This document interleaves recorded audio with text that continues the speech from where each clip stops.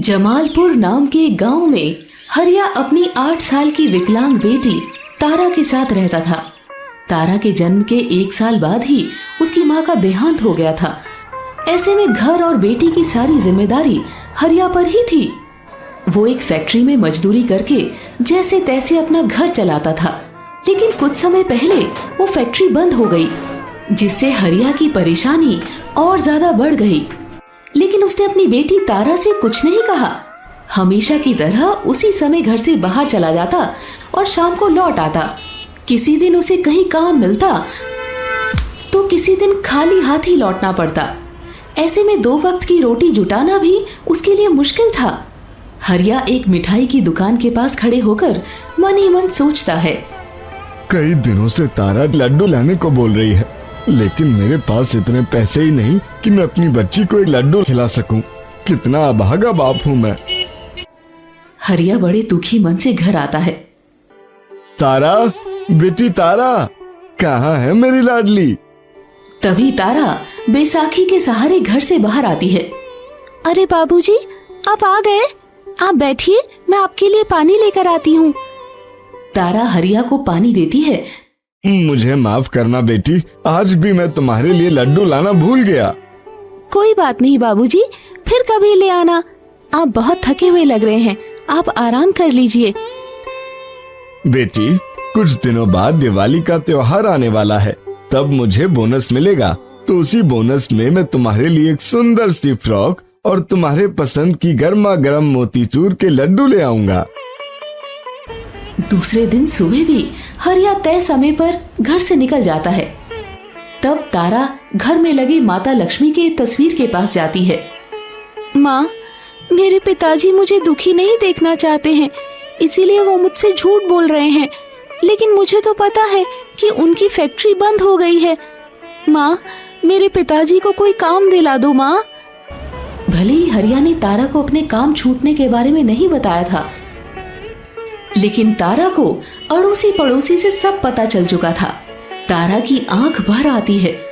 उसे पता था कि मुश्किल से कभी उसके पिता को दिहाड़ी मजदूरी का काम मिलता है तो 2 पैसे हाथ आते हैं, जिससे बड़ी मुश्किल से 2 वक्त की रोटी नसीब हो पाती है। हरिया बाजार में खड़े होकर सोच रहा है, वक्त कैसे बीत गया पता ही नहीं चला। बाजार में हर ओर दिवाली की चहल पहल है, सभी कुछ न कुछ खरीद रहे हैं। सोचा था कुछ अच्छा काम मिल जाएगा तो तारा के लिए सुंदर सी फ्रॉक और लड्डू खरीदूंगा, लेकिन लगता है हमारी दिवाली ऐसे ही जाने वाली है। ये सोचते सोचते बड़े उदास मन से हरिया अपने घर की ओर चल पड़ता है कि तभी उसकी नजर एक कपड़े की दुकान पर पड़ती है, जिसके आगे एक सुंदर सी फ्रॉक लगी हुई थी। वो उस फ्रॉक को देखकर वहीं रुक जाता है। अरे वाह, कितनी सुंदर है ये फ्रॉक। इसमें तो मेरी तारा बिल्कुल गुड़िया जैसी दिखेगी। काश कि मैं उसके लिए ये फ्रॉक खरीद पाता। हरिया फ्रॉक को देखते हुए सोच ही रहा था कि तभी दुकान का मालिक बाहर आया। अरे कौन हो तुम, और इस तरह फ्रॉक को क्यों देख रहे हो? जाओ यहाँ से, मुझे तुम्हारी नीयत ठीक नहीं लग रही है। अरे नहीं सेठ जी, मैं गरीब जरूर हूँ लेकिन चोर नहीं हूँ। ये फ्रॉक मुझे बहुत अच्छी लगी, इसलिए अपनी बेटी के लिए देख रहा था। वैसे सेठ जी, कितने की है ये फ्रॉक? ये तुम्हारे औकात के बाहर की है, अब जाओ यहाँ से। हरिया मन महसूस कर वहाँ से चला जाता है। वो दिन भर काम ढूंढता रहा, लेकिन उसे उस दिन भी कोई काम नहीं मिला। देखते देखते शाम हो गई। उसने अपनी जेब टटोली तो देखा कि जेब में सिर्फ 2 रुपए ही बचे थे। हरिया ने मन ही मन सोचा, अरे अब तो मेरे पास सिर्फ 2 ही रुपए बचे हैं। घर में राशन भी खत्म होने वाला है। मुश्किल से कल तक का राशन बचा होगा।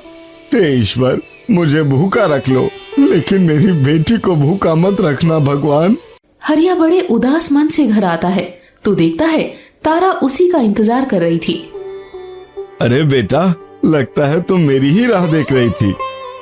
हाँ बाबूजी, आज आपको आने में देर हो गई। लेकिन बाबूजी, आप इतने उदास क्यों लग रहे हैं?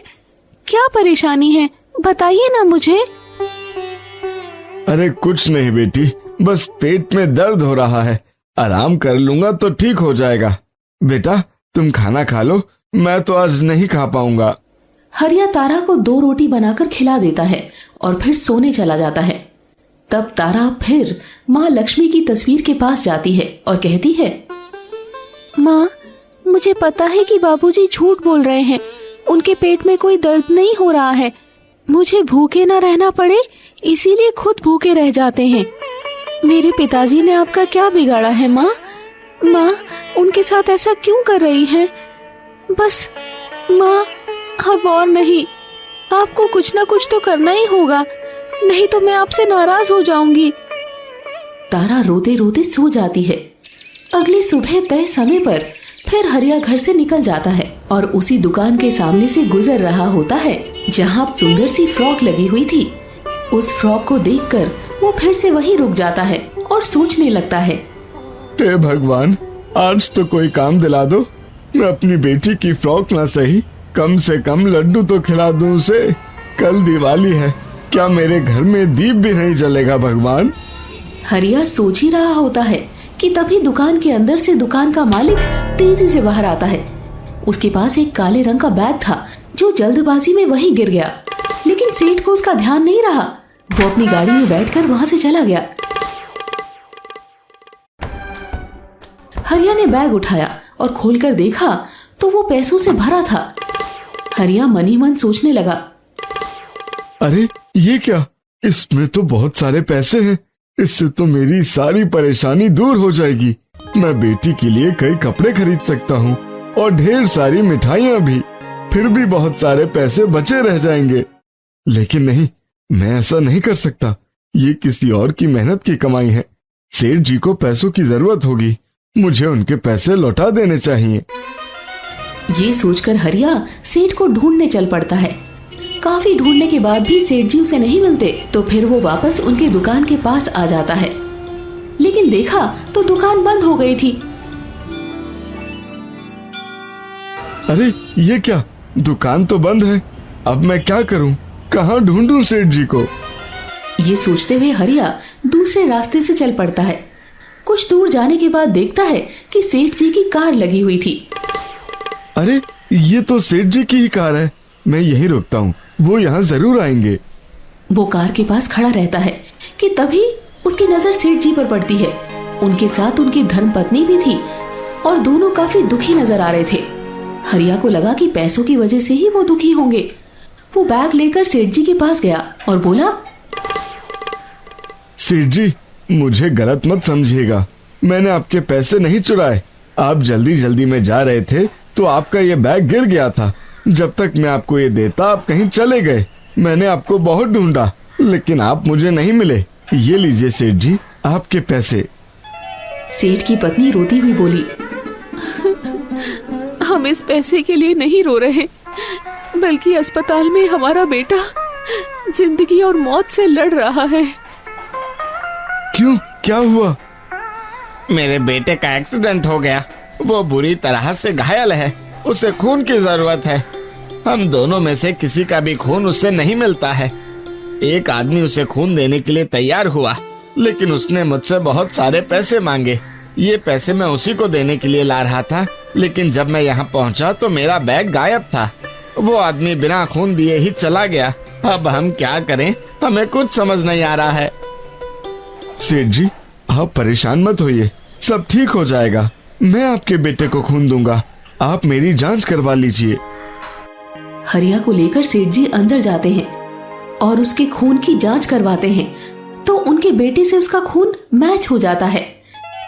इसके बाद हरिया अपना खून सेठ जी के बेटे को दे देता है, जिससे उसकी जान बच जाती है। डॉक्टर बाहर आकर सेठ जी से कहता है, शुक्र है, सही समय पर खून मिल गया। अब वो खतरे से बाहर है। तुम्हारे ये एहसान मैं कभी नहीं भूलूंगा। तुम ये सारे पैसे रख लो। अरे नहीं सेठ जी, मैं ये पैसे लेकर क्या करूंगा? मैं ये नहीं ले सकता। एक इंसान होने के नाते ये तो मेरा फर्ज था। मुझे खुशी है कि आपका बेटा खतरे से बाहर है। नहीं हरिया, ये पैसे तो कुछ भी नहीं है। मैं तुम्हारे लिए कुछ भी करूं वो कम है। सेठ जी हरिया को बहुत जिद करते हैं पैसे लेने के लिए, लेकिन हरिया नहीं मानता और अपने घर को लौट जाता है। हरिया चलते हुए मन में सोचता है, हे भगवान, आज तो दिवाली है, शाम होने को है, आज भी मुझे कोई काम नहीं मिला।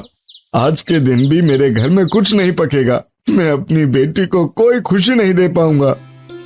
ये सोचते हुए दुखी मन से जैसे ही हरिया अपने घर पहुंचता है तो देखता है कि उसका घर रोशनी से जगमगा रहा था। ढेर सारे दीप जल रहे थे और तरह तरह की लाइटें भी लगी थी।